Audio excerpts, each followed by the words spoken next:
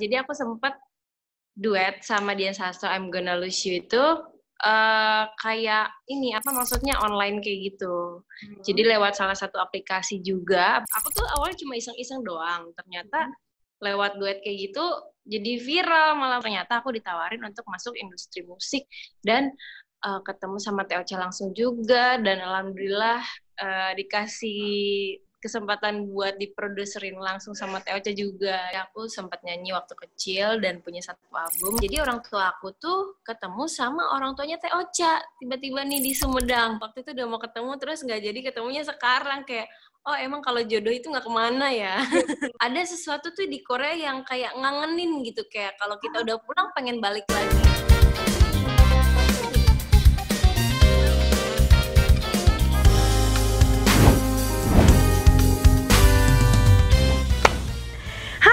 Datang di Teritori, teman cerita Inventory barengan sama aku Indi Arisa. Dan kali ini Indi bakalan ngobrol sama seorang perempuan pendatang baru di industri musik tanah air. Tapi zaman waktu kecilnya dia itu udah sempat punya 2 lagu sebagai penyanyi cilik. Kalau gitu langsung aja yuk kita ngobrol-ngobrol. Kali ini ditemani sama Riri Muya. Halo Riri, selamat siang. Hai. Apa kabar Riri, lagi di mana nih? Lagi di rumah aja yang pasti, nggak kemana-mana ya. Oke, jadi nih teman cerita hari ini dia akan ngobrol-ngobrol sama Riri Muya gitu kan ya. Riri ini mungkin kalau misalnya Indi boleh kenalan gitu ya sama teman-teman semua juga yang ada di sini yang lagi pada nonton. Ini kalau misalnya kita ngomongin soal orang yang jago nyanyi itu kan banyak ya Ri ya. Gitu. Tapi itu untuk bisa ketemu jodohnya di industri musik tuh nggak gampang. Nah, Riri Muya ini adalah salah satu penyanyi yang beruntung banget bisa ditemuin suara indahnya lewat aplikasi streaming sama manajemennya Rosa. Nah, jadi ceritain dong Ri, katanya waktu itu tahun 2016 kamu duet Smule sama Dian Sastro di lagunya Meghan Trainor yang Like I'm Gonna Lose You. Itu bener gak sih? Oh iya, jadi gini ceritanya waktu tahun 2016 ya. Aku juga sebenarnya udah agak lupa itu tahun berapa. Jadi aku sempat duet sama Dian Sastro, I'm Gonna Lose You itu kayak ini, apa maksudnya, online kayak gitu. Jadi lewat salah satu aplikasi juga, aplikasi karaoke nyanyi gitu. Terus aku duet sama dia dan ternyata aku tuh awalnya cuma iseng-iseng doang. Ternyata lewat duet kayak gitu jadi viral, malah maksudnya banyak respon gitu loh. Banyak orang yang ngelihat video itu dan akhirnya di-upload di YouTube juga. Gitu. Nah, terus waktu itu gimana cerita prosesnya, mungkin dari timnya Rosa atau mereka approach ke Riri sampai akhirnya kamu nih bisa masuk ke label mereka dan juga diproduserin sama Teh Ocha, salah satu diva top Indonesia. Iya, jadi ini juga sebenarnya nggak nyangka ya, karena kan ketemunya lewat live streaming yang aku juga nggak kepikiran sampai situ. Terus itu tahun 2018, ya sekitar pertengahan 2018 gitu. Aku ingat lagi pas bulan puasa. Memang aku punya kebiasaan suka live gitu kan. Kalau misalnya lagi macet, lagi jalan, lagi ngapain tuh aku memang suka ngisi waktu dengan live gitu lewat live streaming. Terus nggak sengaja ketemu sama manajernya Teocha di sini. Aku pikir waktu itu kayak cuma bercanda atau gimana gitu kan. Kamu mau nyanyi nggak gitu ditawarin. Iya boleh kalau misalnya ada event atau apa. Aku pikir kan yang kayak gitu-gitu biasanya aku ditawarin. Terus ternyata aku ditawarin untuk masuk industri musik dan ketemu sama Teocha langsung juga dan alhamdulillah dikasih kesempatan buat diproduserin langsung sama Teocha juga gitu sih. Wah, keren. Bener-bener gak nyangka sih sebenarnya. Sama sekali gak kepikiran berarti ya bisa sampai sekarang bisa diproduksi sama Teh Ocha gitu yang adalah seorang diva ya kan. Nah, terus Riri single pertamanya yang judulnya Bukan Cinta Sejati ini kan karya tangan dari orang-orang hebat ya. Produsernya aja udah Teh Ocha. Habis itu pencipta lagunya ada Bambi Nur. Udah gitu yang aransemen juga Tohpati. Kamu gimana sih perasaannya bisa kerja sama orang hebat itu? Yang pasti seneng banget, excited banget, dan karena ini juga pertama kalinya bergabung sama diva ya kan, sama maksudnya diproduserin langsung sama Teh Ocha gitu. Jadi aku awalnya agak deg-degan, terus tapi makin lama makin kesini aku sebenarnya banyak juga pelajaran yang bisa diambil, banyak sharing sama Teh Ocha. Jadi apa ya, mungkin ini satu kesempatan yang menurut aku nggak semua orang bisa dapat kesempatan ini, jadi aku merasa beruntung banget sih pasti gitu. Terus kalau misalnya buat single yang kedua nih yang judulnya Andai Dulu, itu kan jadi salah satu original song mini seriesnya Teh Ocha yang masih cinta terbaik itu kan. Nah, ada perbedaan proses produksinya nggak single yang pertama dengan single yang kedua ini gitu. Ini lagu Andai Dulu itu jadi duluan, baru ada wacana akhirnya udah deh dijadiin soundtrack mini series gitu. Atau lagu ini dibikin setelah ada cerita mini series Masih Cinta Terbaik itu? Jadi lagu ini memang dibuat pada saat membuat mini seriesnya. Jadi sebelum mini seriesnya jalan, kita memang kan udah di planning tuh episode 1, 2, dan 3. Terus ada lagunya juga, salah satunya lagu Andai Dulu ini. Dan masih ada 2 lagu lainnya juga yang dinyanyiin sama teman-teman, ada Ivan Alidian sama ada Aldi juga. Terus yang lagu utama yang pasti yang lagunya Teh Ocha yang Masih gitu. Dan perbedaannya sih waktu rekaman, kalau pertama di single yang pertama aku Bukan Cinta Sejati, aku di vokal directorin sama Mas Irfanat. Okay. Dan di lagu Andai Dulu ini aku di director langsung sama Teh Ocha-nya. Oh. Langsung sama Teh Ocha-nya pada saat itu juga. Jadi ya benar-benar lagu ini memang langsung sama Teh Ocha-nya. Jadi ya excited juga lah gitu karena langsung ketemu sama produsernya, langsung directorin juga sama Teh Ocha. Jadi dia tuh emang all in one banget ya, produser iya, dia Director iya, director juga iya gitu sih. Oke. Diproduserin sama Teh Ocha gitu, yang adalah Teh Ocha-nya sendiri penyanyi diva. Kamu Iya, kayak ada bawaan tarikan-tarikannya Teh Ocha gitu nggak sih menurut kamu? dari cara bernyanyinya sih yang pasti cara nyanyinya aku sendiri sih, cuman diarahin sama Teh Ocha kayak gitu. Dia nggak mau ngerubah aku harus nyanyi ngikutin dia atau gimana, enggak. Jadi kalau untuk nyanyi karakternya karakter aku sendiri, tapi di guide sama Teh Ocha-nya langsung. Deg-degan nggak pas di guide sama Teh Ocha kayak gila gue di guide sama diva loh gitu? Ya pasti dong, awalnya aku deg-degan banget, sampai tuh dia bener-bener seseorang yang apa ya, detail, perfeksionis ya kan. Jadi kalau mau nyanyi itu bener-bener harus warming up dulu, pemanasan, kita nyanyi itu tegang. Jadi aku pemanasan juga di guide langsung sama Teh Ocha juga gitu, pemanasan bareng gitu. Seru banget, ya ampun. Ya. Bisa sampai akhirnya latihan atau vocalizing bareng sama sang diva juga ya, bener-bener. Iya, bener-bener. Sama Teh Ocha semua. Benar. Oke. Terus nih, Ri, katanya sebelum kamu akhirnya sekarang mau serius di industri musik, itu Riri sempat kerja di salah satu perusahaan bidang media sebagai HRD. Itu bener nggak sih? Dan kamu resign dari kerjaan itu karena lebih memilih untuk serius di profesi nyanyi sekarang, akhirnya? Iya benar. Jadi aku sempat memang kan, aku tuh bener-bener ini banget deh. Sorry, boleh diulang pertanyaan? Sorry, apa? Boleh diulang pertanyaannya, barusan ada yang masuk. Oke, boleh. Rey, siapa yang masuk nih, Rey? Siapa yang masuk? Bana Panggabean. Kok ada Bana? Yang enter ke room Zoom-nya. Bana ini siapa, Rey? Bana tuh Prince. Oh, oke. Oke, lanjut. Diulang ya pertanyaannya ya.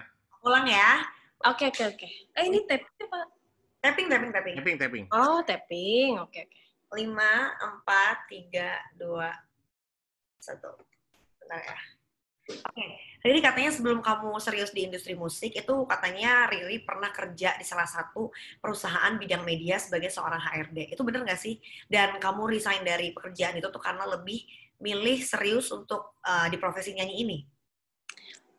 Benar, itu memang aku sebelumnya pernah sempat kerja juga sebentar di perusahaan media. Jadi aku tuh sebenarnya banyak banget aku orangnya suka mencoba gitu. Jadi banyak suatu hal yang bener aku coba. Kalau diceritain tuh mulai dari kecil aku sebenarnya udah nyanyi. Jadi dari kecil aku udah nyanyi, udah sempet juga masuk rekaman dan punya satu album waktu kecil gitu. Tapi setelah itu kan karena masih sekolah ya, jadi aku fokus ke pendidikan dulu. Dan setelah kuliah aku mulai namanya mungkin hobi aku dinyanyi, jadi aku tetap nyanyi waktu itu. Jadi kalau dapat tawaran kayak event kayak gitu aku suka ambil. Terus abis itu karena memang belum fokus di nyanyi lagi, belum masuk ke industri musik lagi, jadi aku memilih untuk coba deh kalau misalnya kerja nih, masuk dunia pekerjaan gimana sih rasanya gitu. Jadi aku coba juga buat masuk ke dunia, dan kebetulan aku memang backgroundnya di psikologi, jadi aku masuk di tim HRD gitu. Dan setelah itu baru deh aku ketemu sama manajernya Taocha ini. Dan akhirnya karena aku juga harus fokus milih, nggak mungkin dua-duanya ya kan, jadi aku balik lagi lebih pilih ke passion aku, nyanyi gitu. Terus gimana setelah akhirnya mulai ngejalanin nyanyi segala macem, lebih enak kerja kantoran atau ternyata lebih seru di industri musik? Jujur sih aku lebih karena passionnya di nyanyi, jadi aku ngerasa lebih enjoy di musik sih. Tapi sebenarnya kerja itu juga menyenangkan karena bisa ketemu sama banyak orang, bisa jadi HRD ya? Iya, ketemu banyak link juga gitu. Apalagi kalau HRD itu kan kerjaannya kayak kita harus harus memilih orang yang tepat untuk kerja di perusahaan itu gitu. Jadi aku tuh banyak belajar juga untuk mengenal karakter orang. Jadi kadang nih juga itu tuh bisa diaplikasiin di pekerjaan yang sekarang juga, kayak misalnya kita mau kerja sama siapa, kita bisa ngeliat karakter orang itu seperti apa, kayak gitu. Wow. Berarti Riri termasuk yang cepat profiling orang deh kayaknya ya, karena di HRD kayak bisa langsung, oh ini kayaknya orangnya gini, berarti aku gini gitu kan? Benar. Oke. Terus nih, Ri, kamu terjun ke industri musik sebetulnya bukan hal yang baru, tadi kan kata Riri juga emang dari kecil suka nyanyi dan lain-lain gitu. Nah, katanya bener nggak sih Riri dari kecil itu udah pernah jadi penyanyi cilik angkatan Macy dan punya 2 lagu. Itu bener? Iya bener. Nah, masih hafal nggak judul musiknya? Iya, seperti yang tadi aku ceritain. Jadi aku sempat nyanyi waktu kecil dan punya 1 album. Kalau ditanya 1 album ya? Masih ingat? Masih pasti. Aku juga punya 1 lagu yang aku ciptain sendiri waktu kecil. Boleh dong, Mas judulnya apa nih? Judulnya dulu. Judulnya Burung. Burung. Liriknya masih hafal? Masih hafal sih, tapi ya sepenggal gitu. Tapi nyanyi dikit dong, Ri, tapi lagu yang waktu zaman anak-anaknya itu. Iya, jadi lagunya gini. Kulihat burung jauh terbang melayang, kulihat di langit burung layang-layang. Yeay! Ya. Oh my God, padahal udah lama. Itu tahun berapa berarti, Ri? Tahun berapa ya? Kayaknya sekitar tahun 2000-an deh. 2000-an, dan waktu itu kamu Oh iya, ada yang lucu sebenarnya dari pertemuan aku dengan sang manajer ini. Jadi ceritanya tuh waktu kecil aku udah pernah hampir ketemu, cuma nggak jadi. Oke. Iya, jadi waktu itu aku udah nyanyikan waktu kecil, udah jalan lah nih, udah manggung apa segala macam. Terus di satu titik aku nggak tahu sih waktu itu ada masalah apa. Aku belum terlalu ngerti karena kan masih dihandle sama orang tua juga ya. Terus jadi orang tua aku tuh ketemu sama orang tuanya Teh Ocha tiba-tiba nih di Sumedang. Karena memang aku juga kan asli dari Bandung. Terus waktu itu lagi main ke Sumedang ke tempat saudaraku di sana juga. Terus akhirnya ketemu, ngobrol, mau dikenalin lah sama manajernya Teh Ocha ini waktu itu. Tapi mungkin karena waktu itu aku udah pulang dari Sumedang gitu kan, nggak jadi ketemu. Terus akhirnya tiba-tiba ketemu sekarang. Oh, jadi ini yang lama. Iya, kayak waktu itu udah mau ketemu, terus nggak jadi ketemunya sekarang. Kayak, oh emang kalau jodoh itu nggak kemana ya? Kayak udah semesta yang ngasih gitu, kayak nggak akan kemana. Iya, gitu ya. Iya bener-bener. Gitu. Jadi aku ngerasa, lucu ya, dulu hampir mau ketemu, sekarang tiba-tiba ketemunya di live streaming gitu. Berarti memang berjodoh, ya kan? Terus nih, Ri, di YouTube kamu kan ada cover lagu-lagu Korea, dan udah gitu juga kamu bikin kayak reaction klip Korea, Blackpink ya. Nah, kamu emang sesuka itu sama drakor atau penyanyi Korea ya?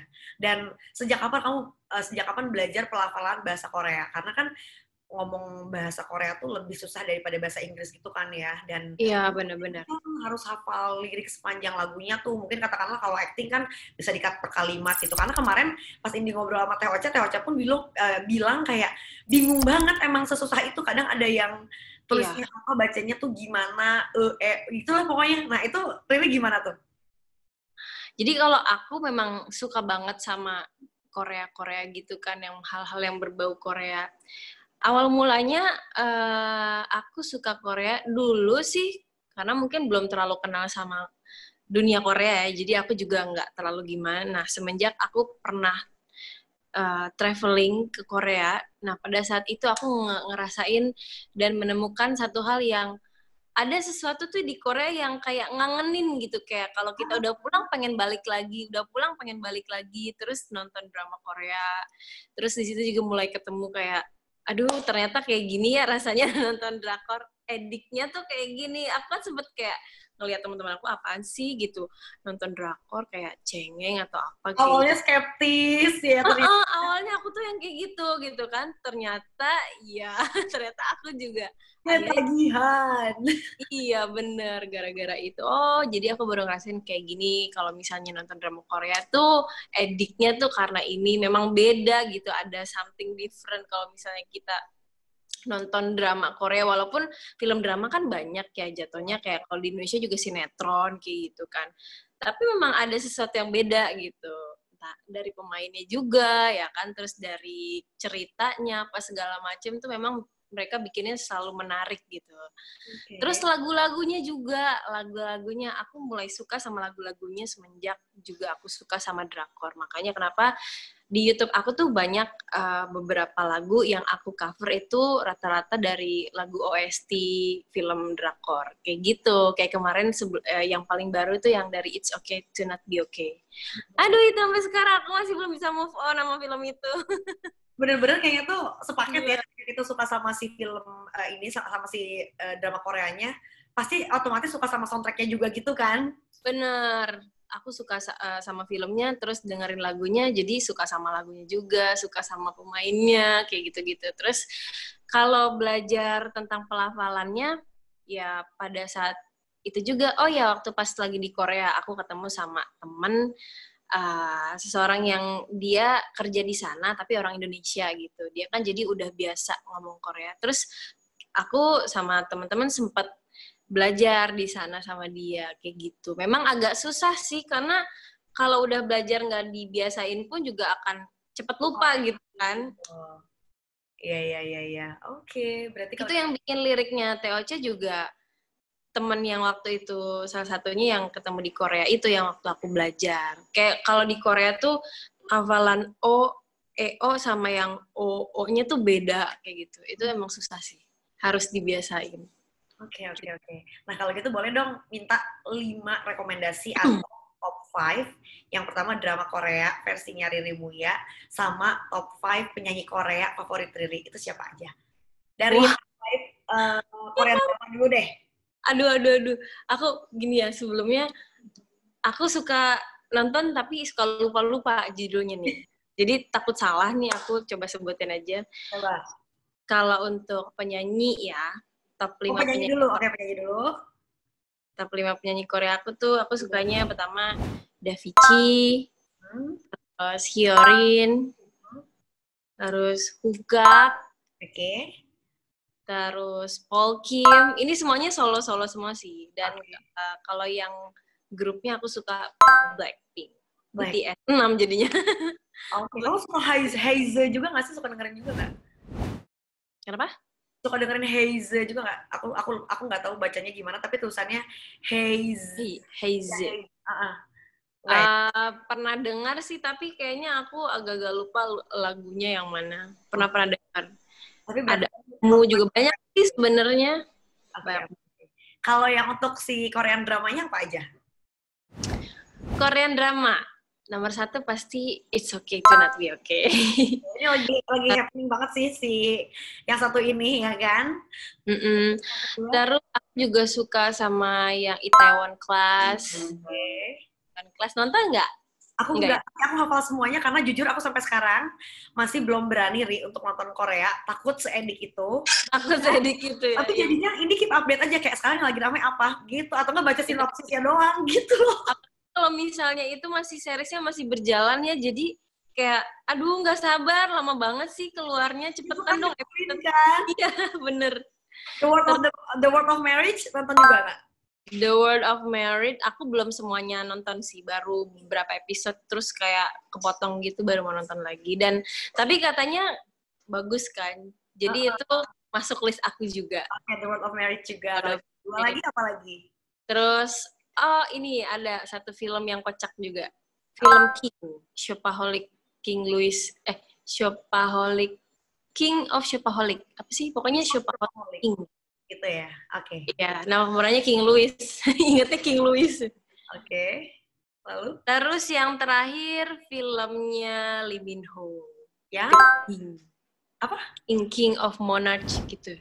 Oh, King of Monarch. Oke. Itu 5 ya. Tadi ada top Korean singer sama top Korean drama. Nah, oke. Kalau gitu nanya lagi nih sama Riri. Riri, sebagai seorang penyanyi yang kamu ini beruntung dipertemukan sama salah satu diva Indonesia, Rosa gitu ya.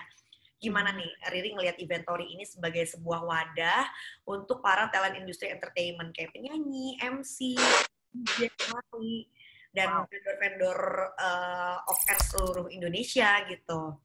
Atau nanti mungkin kalau ada labelnya Riri mau bikin konser roadshow ke kota-kota di Indonesia, bisa cari kebutuhan konser di luar kotanya dari platform Inventory gitu. Iya, benar. Menurut aku ini bagus banget sih. Maksudnya masih kayaknya belum